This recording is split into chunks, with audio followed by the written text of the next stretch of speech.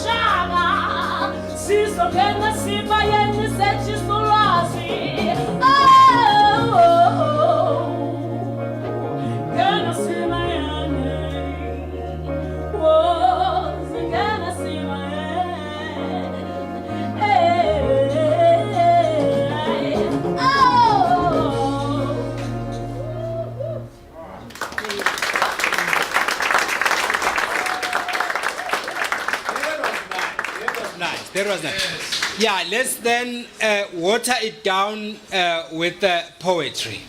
Then we can get started. After I spoke to Derek about what we'll be doing here tonight, my deepest thoughts always goes out to our youth. So this is what I managed to give birth to. What then shall we do about the troubled youths? The very youth whose future survival we all depend upon, the next generations. It is on a fast-forward lane leading into self-destruction. The seed is dying. While the elders suffer from incurable diseases, who will carry the womb and bear the pains of our rebirth? The youth is troubled. When the youth is troubled, we too are troubled. So they rather waste away in lack of vision of their futures, with no view of who we have been, with no one to reach out to. So they have long forgotten because we have forgotten. Too much misconception of foreign imageries, so they do not see, they have no reference of who they are.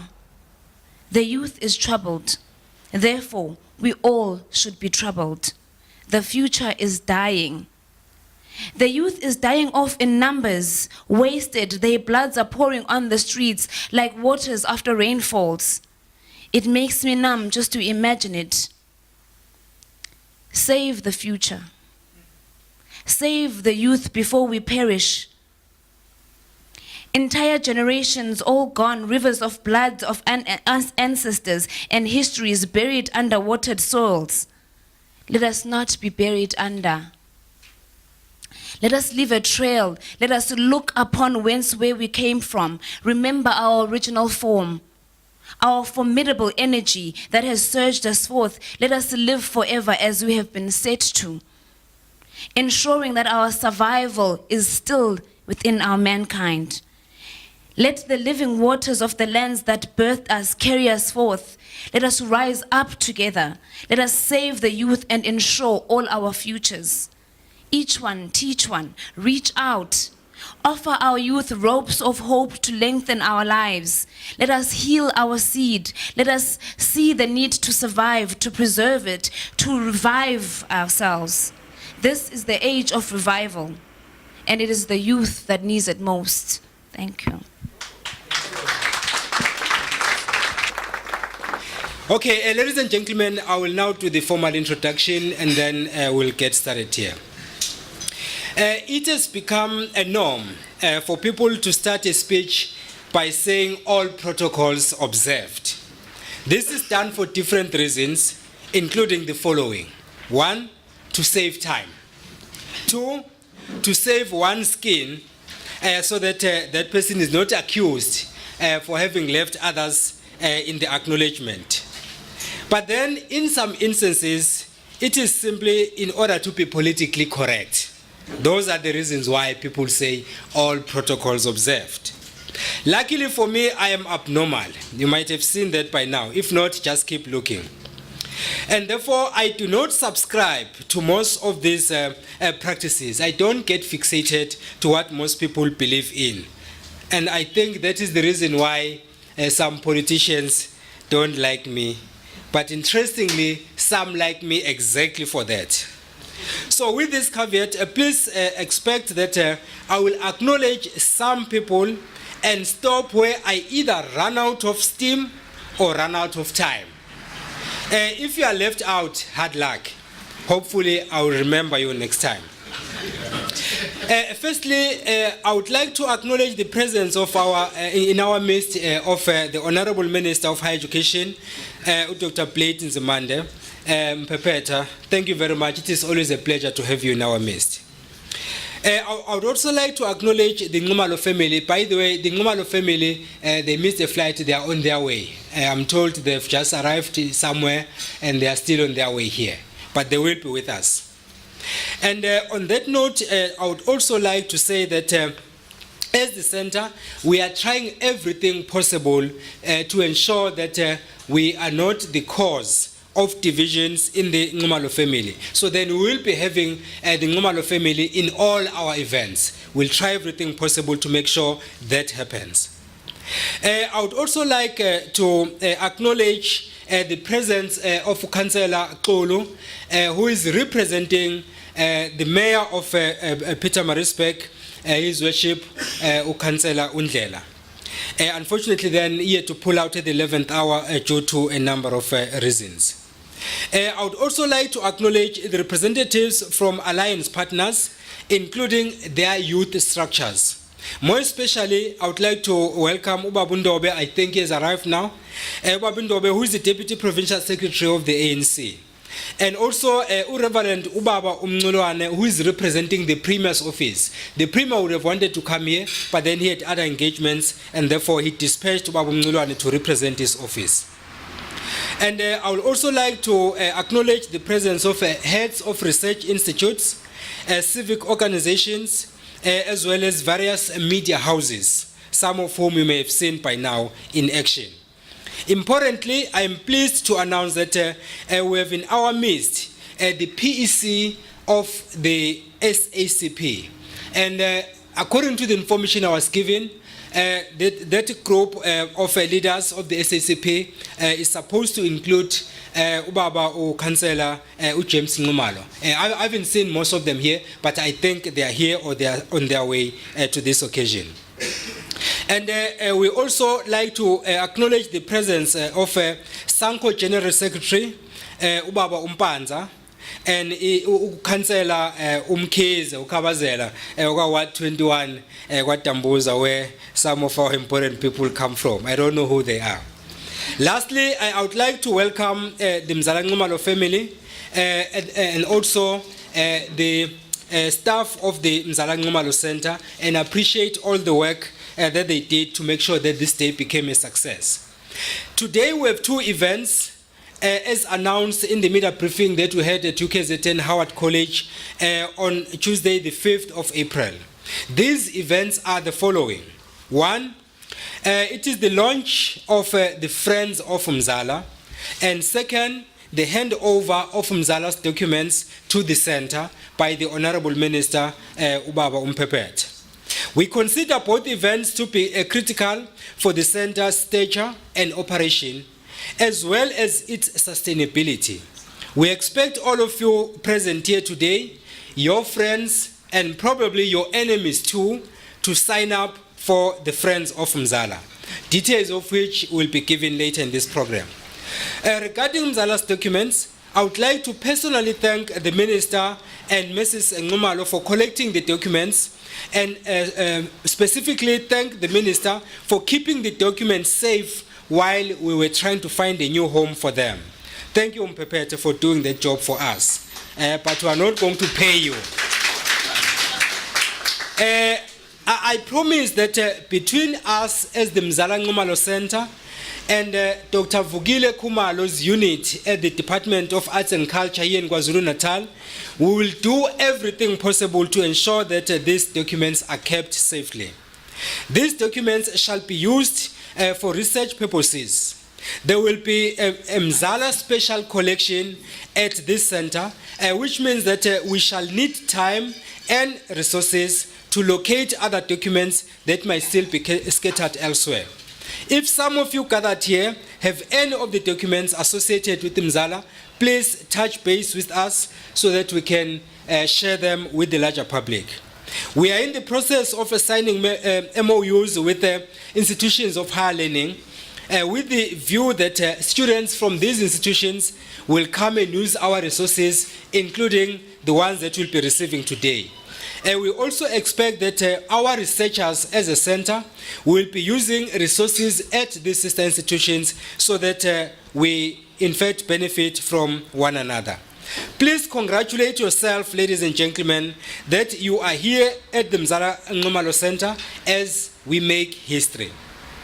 Given that this is not a day for long speeches, I would like to end off by reiterating our appreciation that you put everything aside to come to grace this occasion. As a center, we look forward to continued cooperation and collaboration with you as individuals and also in your capacity as heads of different organizations, research centers, higher education institutions, and the like.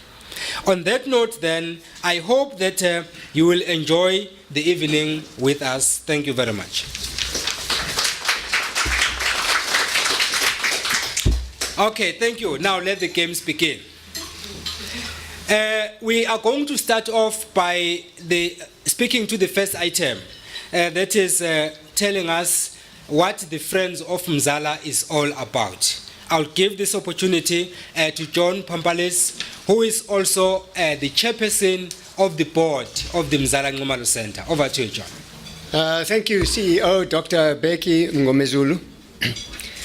The CEO has recognized a number of people, and so I won't actually repeat those acknowledgements, but there was one important omission, and I'd just like to also to acknowledge Comrade Themba Mthembu, who is the Provincial Secretary of the SACP and a member of the Provincial Legislature as well. I'm very happy to be here today with all of you, some very old friends, some newer friends. The Mzala Center, before I talk about the Friends of Mzala, let me just say something about the Mzala Center. The Mzala Center was established for two reasons. First of all, to keep alive the memory of Mzala, who was a revolutionary, first of all. He was a revolutionary intellectual, he was a soldier, he was an activist. He was also, of course, a family man, a father, a husband. He was a very close friend of a large circle of people and an inspiration to all those who knew him. The second reason why we are establishing the center is to revisit, to engage with, and to interrogate his ideas and his writings. This, I think, is a very important thing which needs to be done. Mzala was very deeply engaged in the political discussions, especially of the 1980s, inside the movement. He was one of the brightest young stars in the intellectual firmament of the ANC and the SACP.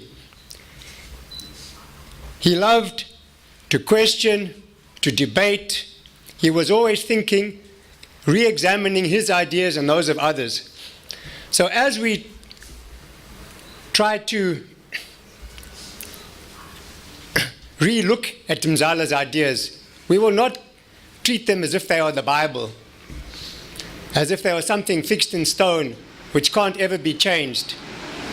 If Mzala was alive, he would have continued to re-examine his own ideas, to examine the ideas of others, and he would have, of course, developed his ideas in line with the unfolding situation in South Africa. And of course, I have no doubt that he also would have had an influence on how events unfolded in this country.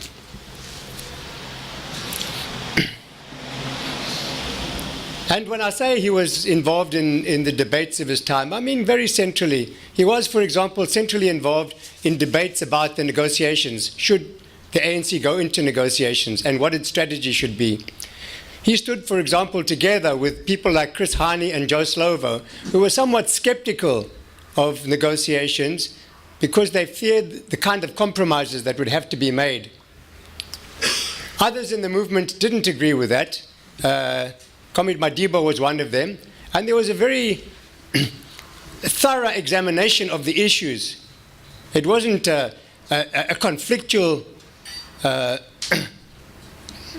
It wasn't a conflictual debate. It was a debate around the strategy of the movement. Everybody was on the same side, but there were different ideas about how we move forward. Anyway, the negotiations finally took place. Nobody actually was strongly opposed to them taking place, and they unfolded in a certain way. And I think it's important for us as a center and for academics and for others in the movements to re-look at those debates and to ask ourselves how the debates of that time, how the way people were thinking then have actually influenced us today. I'm not saying one side was right or one side was wrong. Probably some were right on some aspects and others were right in other aspects. But we need to relook at those debates today. And some of that stuff is available. And the other thing is those discussions, they mainly took place internally, inside the movement. They didn't take place in the public arena. And so they would be lost unless someone actually makes an effort to unearth them. Mzala loved ideas. He knew ideas influenced concrete reality, and he also knew that concrete reality influenced ideas. He was a Marxist, and he believed in this dialectical relationship between ideas and the world that we live in. The Mzala Center was established last year in July. It was established with funding provided by the National Skills Fund, a 3-year grant from the National Skills Fund. And the money has been given by the National Skills Fund because one of the central activities of the center is education and training. In particular, at university level, if I can talk first about the intellectual activities, the center has already started to organize seminars amongst postgraduate students, academics, and to bring together students and academics from all 3 universities in the province. We have had participants from all those universities, mainly postgraduate students in the humanities and the social sciences. The center also is going to have interns, people who are either postgraduate students or they've recently graduated with, say, a master's or a PhD degree, who will be attached here to our researchers for a year at a time, you know. And through their experience here, they will develop further their abilities, their capacities, and also to be involved in debates. The center will promote dialogue, not only among the academic community, but beyond, in the political, the trade union, the community movements. And it's important that the center does that. So, I've mentioned that the funding from the National Skills Fund has been a 3-year grant, but we need to work from now to ensure that the center becomes sustainable and that it can actually develop its activities beyond its current NSF program. So we're looking for ways to expand our resources, and we're making efforts, contacting various funding agencies. But we think that our funding should not only come from funding agencies who are big corporations far away, although I doubt we get anything from the big corporations. But we've also been trying foreign agencies. We may get some of them. There are some from them. There are some left-leaning agencies. And but we think that we need to look at the friends of Mzala, the network of people that he knew, his family, those who are interested in his work, who never knew him, who would like to read his stuff, who are interested in the state of South African society today.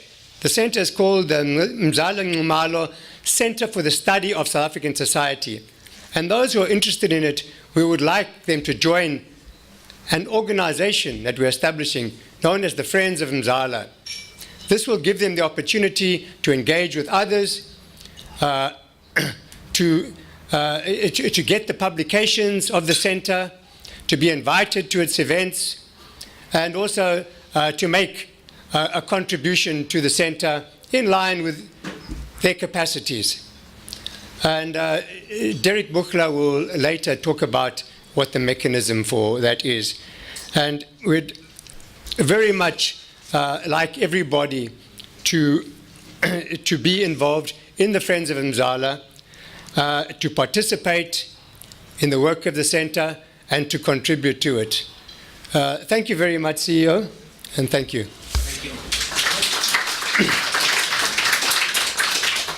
Thank you very much, Board Chair.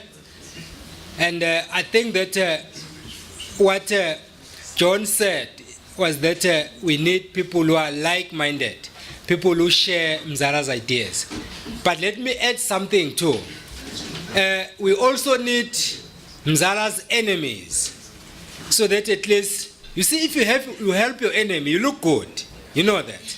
So if you know of any of Mzala's enemies or anyone who would have shared a different idea from Mzala, bring those ones on board. We'll create a space for them. Thank you very much, John. Can I please get an indication if Paul and the family have arrived? Not yet. Derek should please let me know when they are here. So for now, we'll skip that item, and then we'll move on to Ukapashi, who is going to speak on behalf of His Worship, the Mayor of Pietermaritzburg. Over to you, Wam.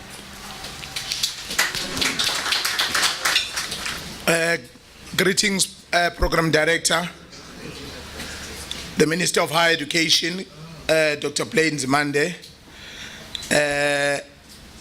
the Premier on his absentia, Honorable Comrade Senzo Mchunu, the Mayor of eThekwini in his absentia, Honorable Councillor James Nxumalo, the Nxumalo family, Comrade Deputy Secretary of the ANC in the province, Comrade Tundobe, Comrade Provincial Secretary of the SACP, Comrade Themba Mthembu, the Regional Secretary of SANCO, Comrade Fusi, Councillor Mtuza Mkhize, and I believe there is a provincial leadership of the SACP. Greetings to all, comrades. Media presence, our distinguished guest, all protocol observed, good evening. Indeed, it is a great honor that the Pietermaritzburg is host to such an auspicious event. The launch of the Friends of Mzala. In life, it is very common to find many names or reference being made to people. But it seldom happens that those names means well, and indeed, a person lives up to that name. Mkhatshwa was fondly referred to as Mzala because he used to refer to everyone in that term. And true to the referral, he somehow became a relative to us all. Hence, we are here for the launch. He's a person that valued education and always excel in it. And education is one of those basic rights enshrined in the Constitution. In today's world, and with the recent activities that have been happening in institutions of higher learning, today's youth learn from the Mzala the discipline that he had and his love, dedication and determination in always upskilling himself and those around him. I thank you. You are all welcome.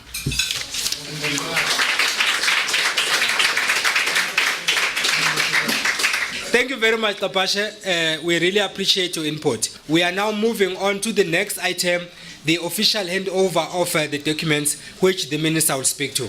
A round of applause for Mpepet.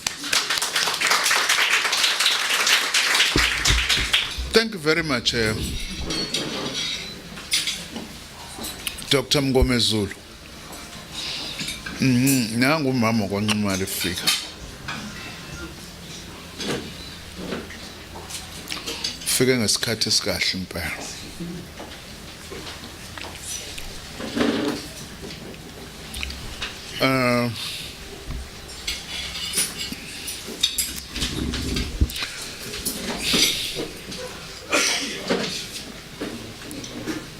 Everyone has been recognized either by name or by being present here. Perhaps I will just mention a few. I see nangu umama Mpho Nxumalo, the wife to the late Comrade Mzala has just arrived, together nabantwana. ubalindelo. Balindwele uzwide ukhona? Huh? Oh, uzwide is not yet here. Yes, ubalindelwe wayesemhlane, was on the back of the mother when ubaba passed away. We remember that very well. Welcome to the Nxumalo family, Esifigi. As I said, everybody has been acknowledged, but also I would really like to appreciate the presence of Comrade Shubin, Vladimir Shubin from Moscow.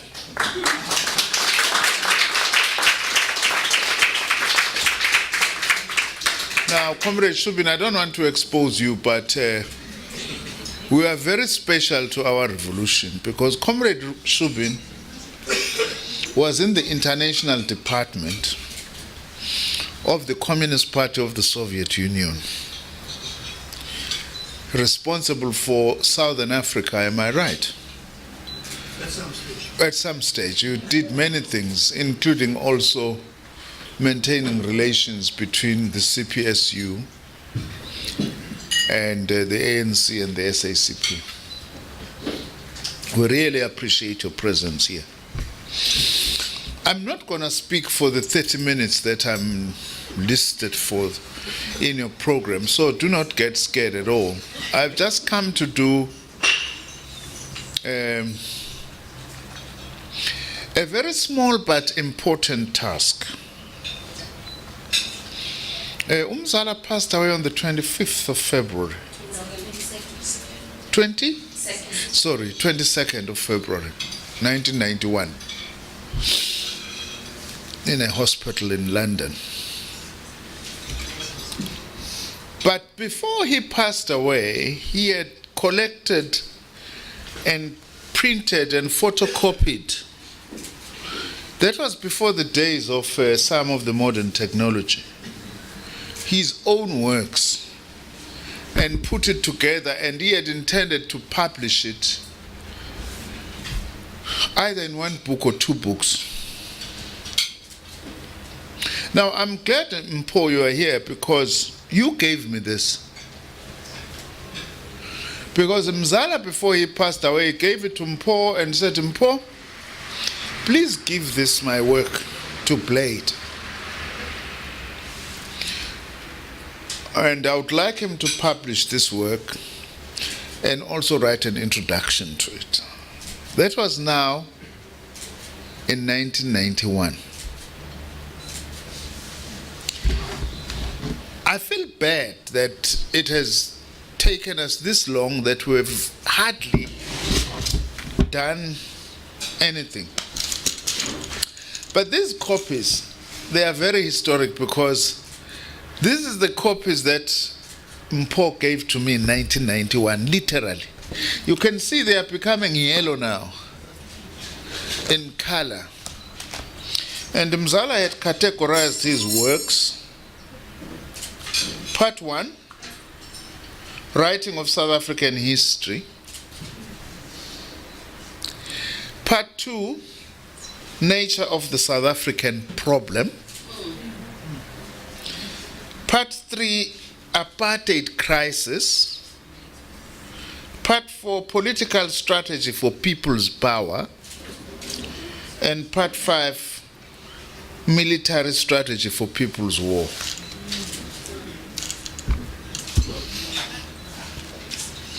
Mposisi, I've really kept this, although I have never had time since Mzala passed away to do what he had asked. Now, Baba Mngomezulu, one of your first tasks is to publish Mzala's works. And here it is. I've browsed through this many times, but I did this recently in preparation for this. It can really this be called a true intellectual tour de force.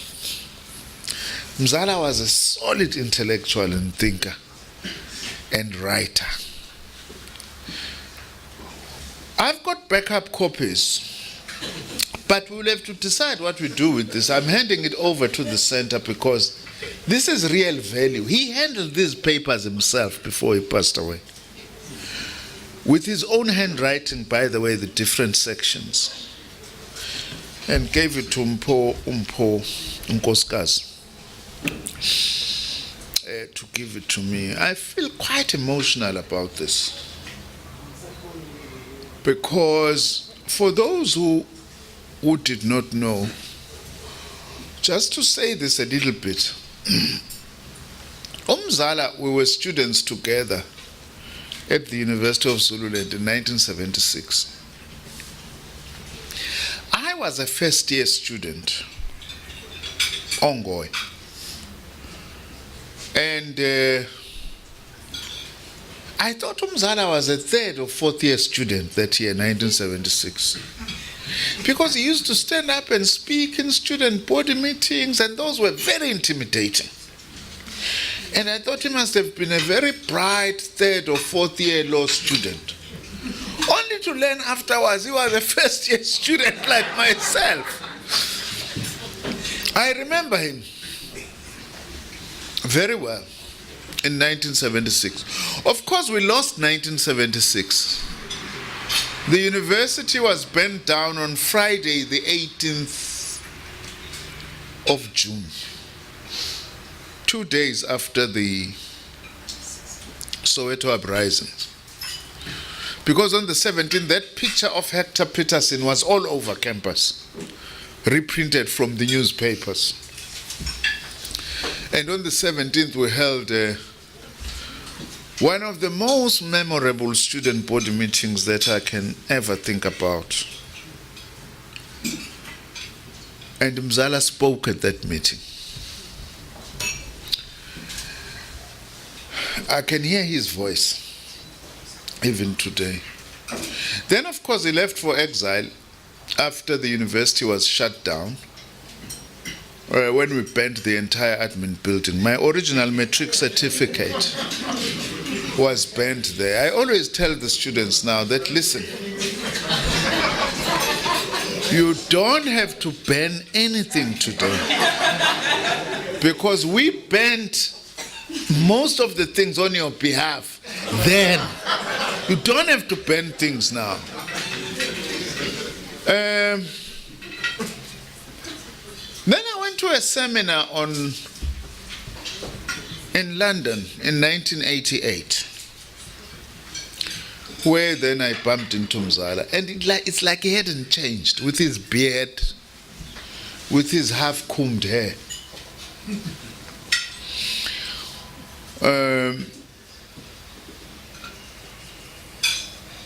And then we met again in 1989 when I was in sabbatical. That's when he recruited me into the SACP underground.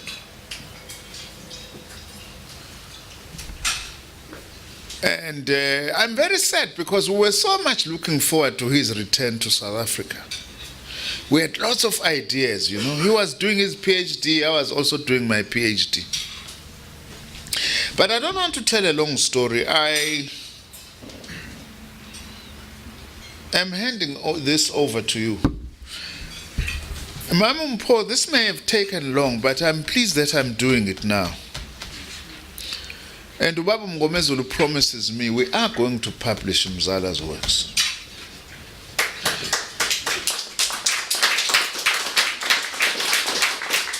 And I am going to write the introduction. I still promise. So, let me hand this over to you. Thank you.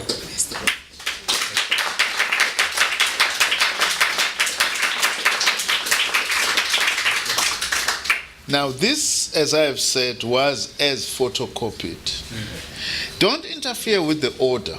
Yeah. Because this was his original order. That's how he actually put them, with his handwriting on the different sections. Thanks. Now, I don't want then to make myself too important tonight, because it's Mzala's night albeit in his absence. But Comrade Shubin, let me tell you, Mzala did something to me when we met in 1988 at this seminar. He came to me. And when he came to me, I recognized this face. I said, no, I can recognize this face. So he says to me, Comrade Blade, how are you? I said, I'm fine. He says, I'm Mzala Nxumalo. And I said, I suspected. Because you haven't changed. I can still remember. We never knew each other for those 6 months. Because we were at university for 6 months, that's all. Then he asks me some very funny questions. He says, are you not Nkosinati Gala?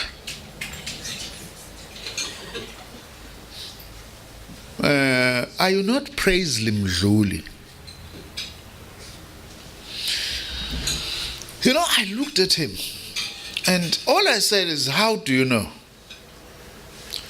He said, no, it's because I've read some of the works by these two people, and it's the same person. And I've also read some of your works. They all look the same, it's the same style.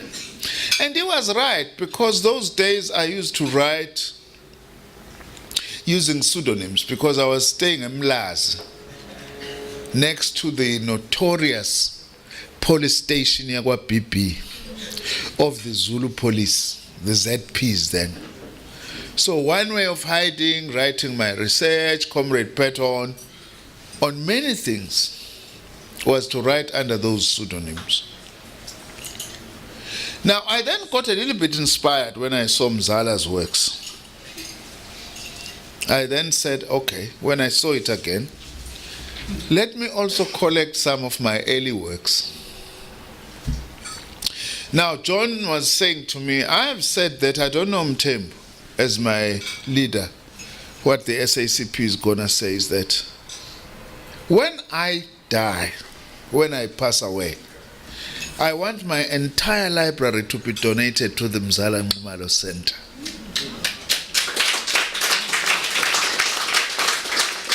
Because we were soulmates, intellectual and political soulmates.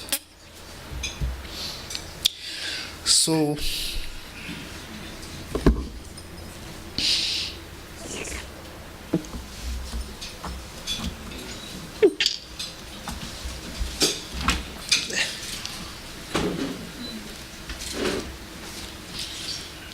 I collected some of my early works.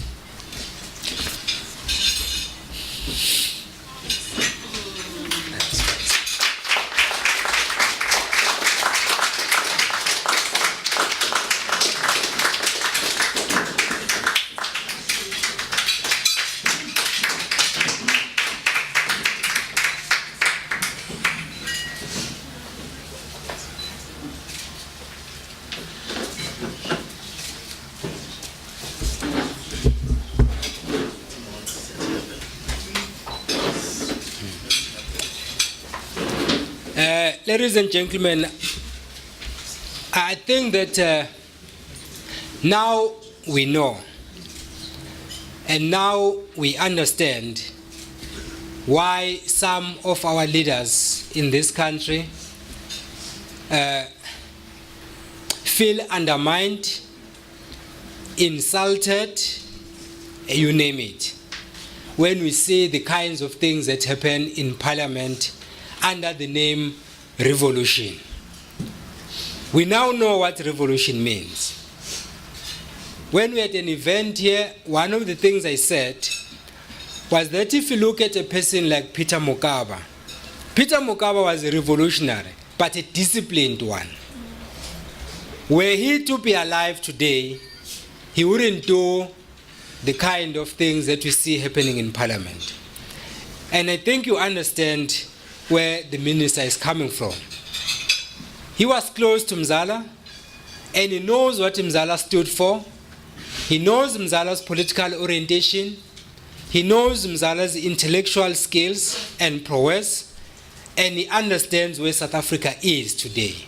So I think it is in that context that sometimes it becomes emotional. When you know what you fought for, and you see what is happening and the two don't speak to each other, then there is a problem. But thank you very much, Honorable Minister. We really appreciate all the documents. Let's give you another round of applause.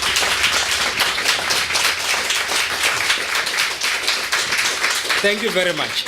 Yeah, we really appreciate that. And before Umampo arrived with Ubalindele, I was saying that as a center, we appreciate the fact that both Umamumpo and Ubabumpepete, they kept these documents safely so that when the time comes, then they will be made available. Then, as I said, as a center, together with Dr. Vugile Nxumalo, we have made a commitment that will take this work forward and will honor Mzala's wishes, and will also honor the family's wishes, and will honor the minister's wishes. Thank you very much, Honorable Minister. Okay, so there is an item I had skipped because the Nxumalo family were still on their way. I will now take this opportunity to hand over to Sis Balindele, who is Mzala's daughter, to address us. Over to you, Sis.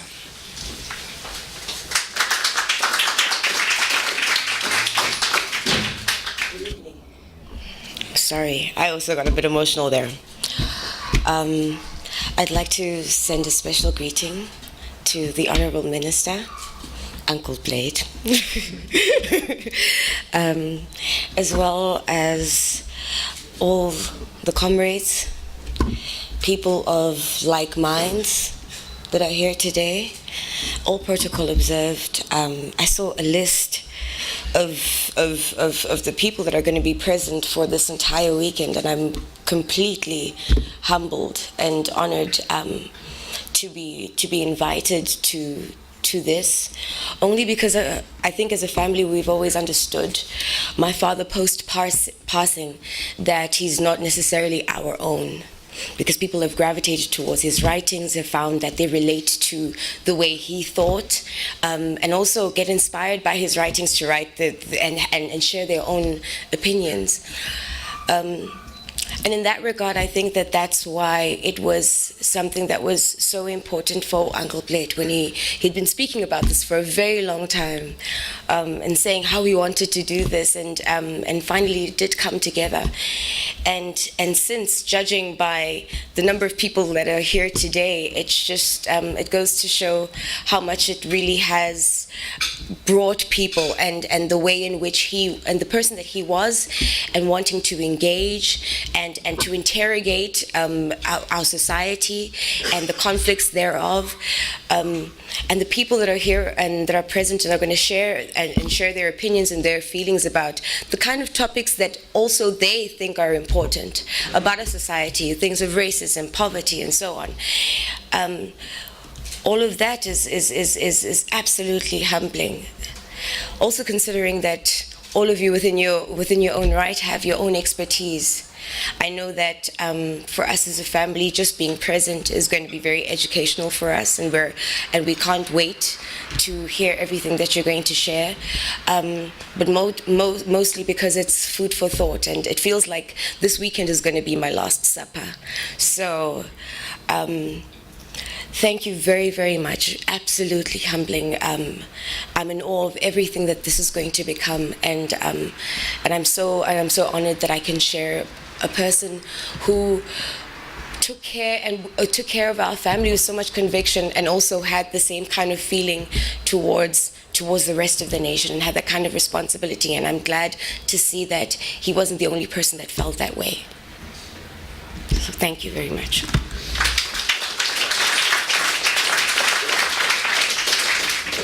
Okay, thank you. We usually say like father, like son. In this case, we say like father, like daughter. It is allowed, isn't it? Yeah. I'm told English is a very funny language.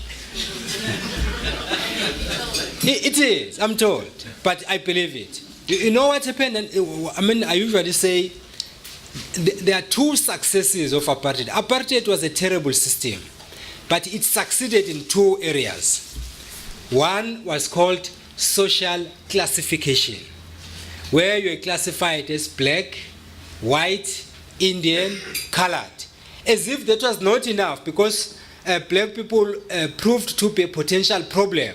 Then you had to further divide them according to their ethnic groups. And that is one of the successes of apartheid. But the second most successful thing that the apartheid government ever did was social stratification. You now have these groups, then you start ranking them. You know who was at the top, and you know who was at the bottom. And I'm not going to go back there. But thank you very much. Thank you very much. I think we're coming closer to the end of our program. And now I just have two things. And this is our events organizer. We call him Honorable Minister, but he's the minister without portfolio. Derek Bukla is our events organizer, and he's going to assist me do this item called unveiling. But maybe before we do, is Major around here? It's not Major General Bantu Bonko Romesa, but he's Major anyway. Major, can you please come forward? As a center, one of the things that we are doing is to try and provide opportunities to the young and upcoming stars in different areas. This gentleman who is coming to join me on the podium here is called Major, but he's not a Major General. I think he's getting there. So this gentleman is younger than I am. We're just 2 months apart. Don't be confused by what you say. I don't have a good relationship with the barber. So whenever I go to him, when he comes here, then it goes down. Then it appears as if there is nothing here. Okay, so this is the youngster then we have asked to help us do something in honor of Mzala. Now, we are going to do the unveiling of this, and then I will ask Umamumpo and Honorable Minister Bezenga Pambili to do something while we do this.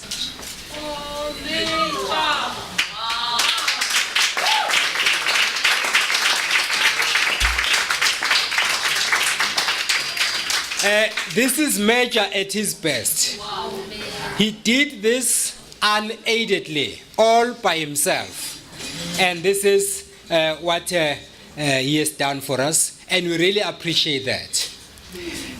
With that, for those who don't know who this person is, you will pay me 500,000. Don't ask the other people to give you the money. Yeah. Oh, they wanted this side. And can I ask the Honorable Minister Nxumalo to join us on the podium? Derek, you give them to me one by one.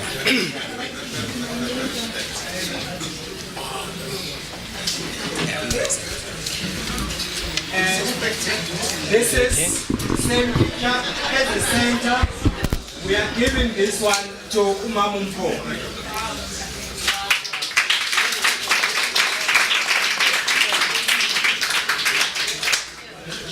And then this one we are giving to the Honorable Minister, Babu Pepet.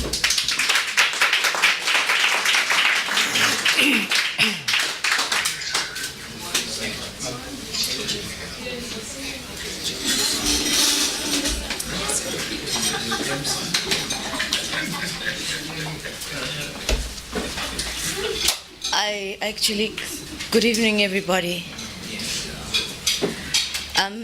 After 25 years,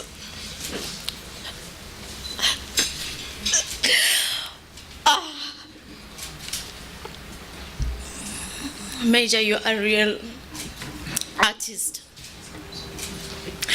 You've captured him so well.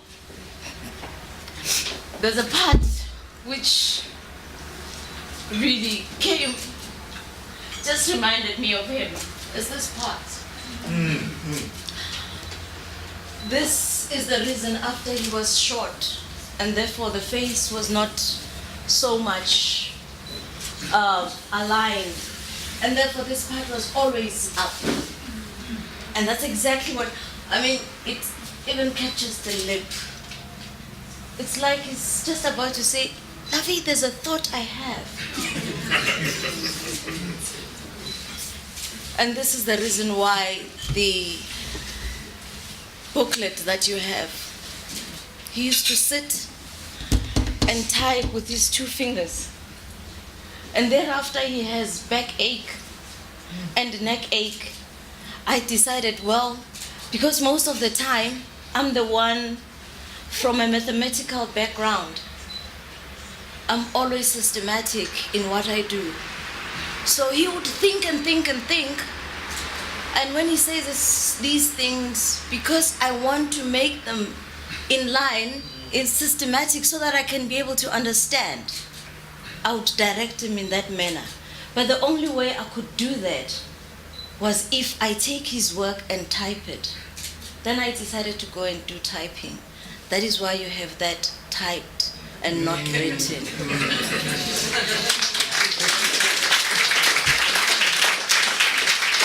you so much. It looks real. It looks so alive. I don't know what to say.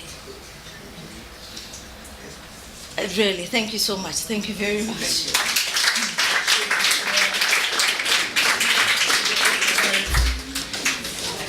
I think now we can promote Major. He's now Major General. Thank you very much, Major. Thank you very much, ladies and gentlemen. I'll now hand over to our events organizer, Derek Buchla, to take us through the last item on the agenda. Over to you, sir. Minister without portfolio. Yeah. Welcome, everyone. I'm glad, despite all the challenges of getting everyone here on time, that you all are here. I'm going to just briefly talk about the Friends of Mzala membership. Very briefly, it might be 1 or 2 minutes. The first thing is that we have the membership forms inside, and we also have the membership packs inside. So when you sign up, which all of you are going to do this evening, we will then take your application form and we'll give you a membership pack, and from there we'll take it forward. I believe that John has already gone through the Friends of Mzala and what we envisage around that. I'm now going to move to the artist who did this work. Part of our mission and part of what we want to do officially in the documents that were recorded to the NSF was that we wanted to offer internships and the like and promote the kind of intellectual growth of the center. One of the areas that often is neglected in intellectual life is art. And the intellectual gifts that artists bring to both the world through the visual media and various other media, and also through challenging us and pushing us beyond the boundaries that we would normally engage in. I met Major at the Victoria Market in town for the first time when I was dragging some Canadians through the Victoria Market and to the Muti Market to show them a little bit more of Durban than the beachfront. And I was very struck by him as a person, and then he started sending me WhatsApp images of his art. Major Nxumalo was born on the 15th of October 1989 at Umbumbulu in the South Coast. He started having a passion for art when he was in primary school, and playing with his friends, they would draw each other. He studied at the BAT Center for 1 year in the visual arts program, and now he is currently a Vela Bala student at the DUT City campus. He is a member and a founding member of a group of young upcoming artists called Amasosha Art Movement. In the week, he assists another successful artist, Malibongwe Shangazi, in his printing studio at the Durban Victoria Market. His work questions the freedom of people as they go about their daily duties in his community. He searches around for both the positive and negative side of everyday chores, and comments on the neglect and the arduous nature of this everyday work. He uses different mediums such as coffee, monoprint, wood lino cut print, painting, pastel and charcoal. His use of coffee is from his observation of how people become addicted, and this addiction functions as a metaphor for how people, through no choice, not even addiction, must toil and face their daily chores and work, and in particular for the women who have to toil through their domestic labor. Lately he has started doing abstract work with subtle shades of grey and specks of colour, floating colour in the mist of greyness. In giving him this commission, he wrote a short piece about how he approached the project. In his own words, "I will start from scratch with sketching. It wasn't that difficult because art is like my daily bread. I do it every day. Although on my first sketch he looked like I imagined his dad to look, I continued working at the features until it started to resemble more and more the Mzala I saw in the photograph. Then I started to carve the block. After the first print, friends fell in love with the print and they all wanted to help with the process. I got so much support from different people and I felt I was printing a person of the people. My energy was more committed to this work than anything I did before, and I enjoyed every step of this journey. As we all know the history about him, I used the colors in more muted tones to symbolize peace instead of bright, hard, angry colors. I used rough carving marks to depict his journey from the past to the present in this print I made. Major has never had a solar exhibition before, and tonight the Mzala Center is pleased to present Major Ndlovu's first solar art exhibition. I invite all of you, invited guests, to go through into the center to view his work, and I seriously encourage you to support him through buying some of the art. I thank you.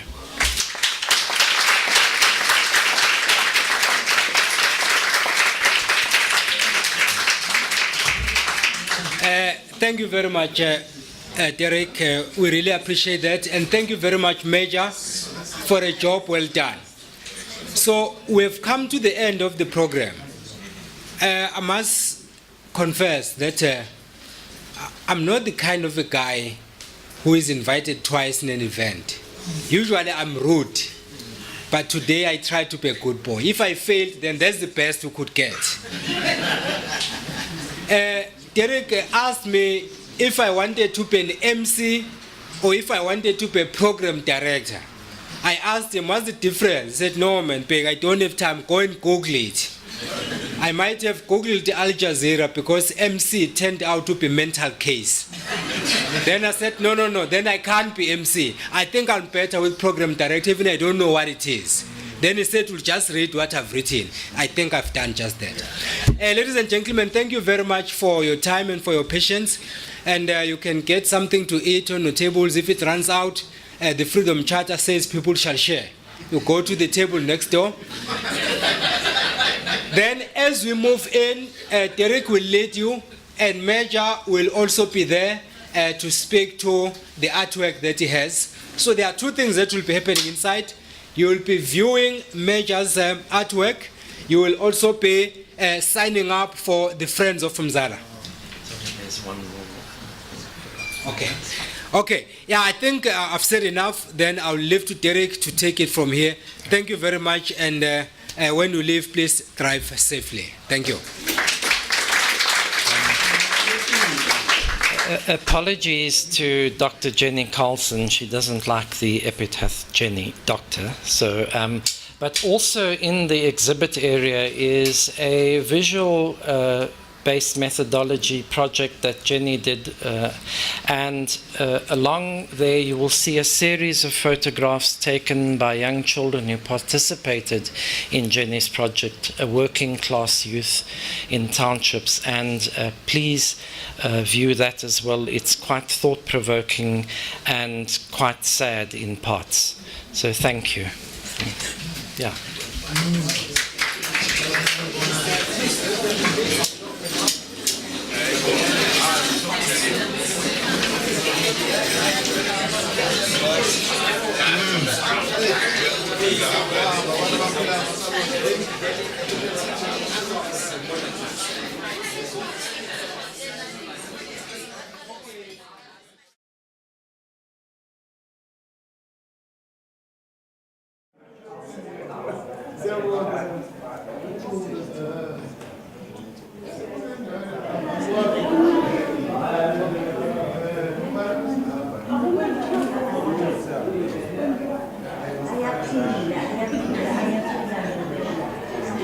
Full of life, you know, it's very easy to tell what the picture states, you know.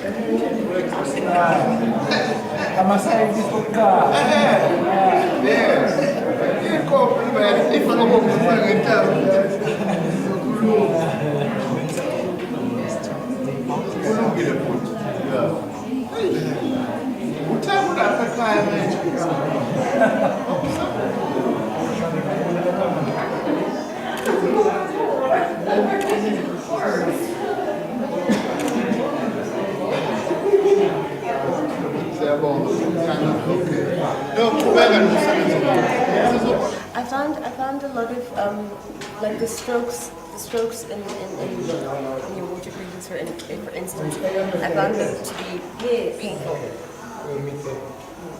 Like I find like even if you're depicting something that is beautiful, there's a lot of pain that lies behind it. I noticed, for instance, with that particular photo, that touched me the most.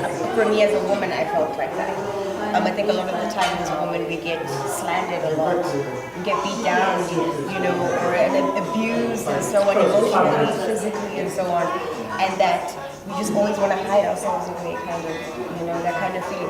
Did you meet somebody like that you were able to depict that? Is that a woman that you've experienced in your life? Has that happened to you? Is that the reason why you would show something like that? Something that happened. My works actually speak about myself. Sure. Because most of the time, symbolize because it's the way how I grew up and what I experienced when I was young, till this age. Boys must express their pain through anger. Yeah, because sometimes I do write poems, but yeah, you can get that from the message through my poems. Actually, doesn't really have a gender. I don't think it's a woman or a man, but just a child who's hiding. What were you trying to show? Were you trying to show? For me, it felt like it was shame as well as abuse. You know, like how I know being raised in a black family without any exception. If you do something wrong, you're gonna get beat up. It doesn't matter if you drop a glass and it was by mistake. You're gonna get a slap in your face or whatever the story might be. You'll be shouted at, and you always have to experience shame and you hide away. But and that I think to a large extent it's very abusive and it hurts you. Do you feel that you relate to this particular painting yourself as a child, the inner child that's within you? I decided to close my eyes and find who really I am. Yeah. Yeah, it's better to talk to yourself and know who you are. Beside like finding yourself to other people and trying to fake yourself by doing things that you see others do. That's true. Yeah. I want to understand, art is a form of expression, so it's a release of a feeling, and then usually feelings that we feel that we cannot show the rest of society, so usually it's more personal, it's more for us. I felt like you were showing us a very personal picture, even if it was of him, someone who's public, but it felt like such a personal picture, you know, like as if his face was yours too. Do you find yourself thinking a lot about things, only because I see with the way you've depicted him that he's very deep thought, you know. And also afterwards, after having done so, what kind of changes did you have about yourself as far as your art is concerned? From now on, I haven't decided. I haven't decided yet. But what I've noticed that when I was doing this work, there was things that were not the same when I'm doing my own work. And I'm not the person that who used to do commissions. But I think this one I enjoyed the most. Yeah. And I still have the feeling that I can do more commissions. Yeah. But I wasn't that I think I can do such a commission because like if you do the person and you must depict that this person is who is this person actually. The personality, But if you're doing your own thing, your own artwork, you can draw everyone. If it's a human being, then it's a human being. You recognize the person that the character, yeah. You could also identify parts of yourself in him. And which parts were those? Yes. But what happened is when I've given the picture and to drawing, I wanted to visit the internet and More about it, yeah. what I think the most that we're sharing is that it's one of the